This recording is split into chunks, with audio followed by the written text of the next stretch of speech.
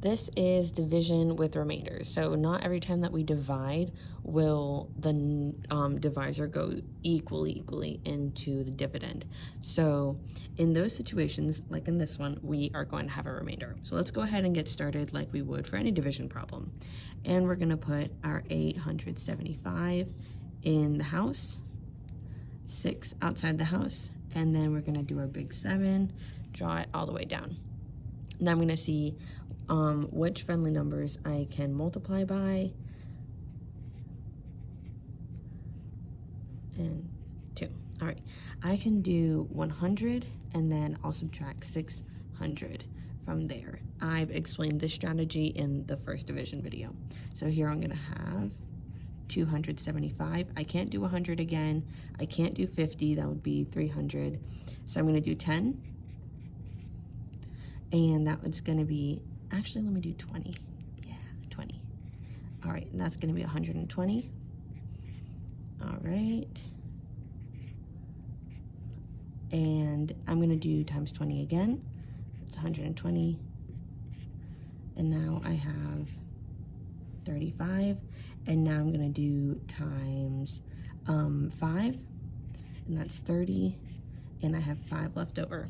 Now the problem is that I can't even do 6 times 1 because then I'll do 5 minus 6 and that won't give me a full group. So now I have to find my answer and I have to factor in this part that I have 5 left over.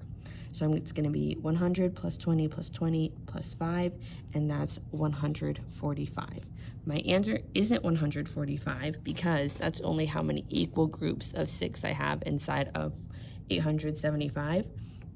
And I have to write that I have a remainder of 5. That means 5 left over. So to check, I'm going to multiply just like I would with regular division. And I'm gonna put 6 times 145.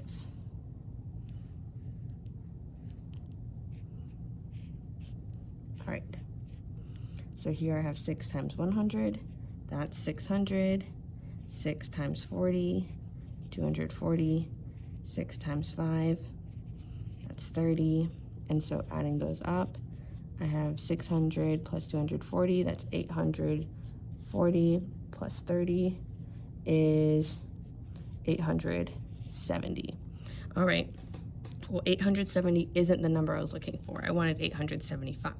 But I'm not done yet because that's only how many equal groups there were, which is why that part is done with the multiplication.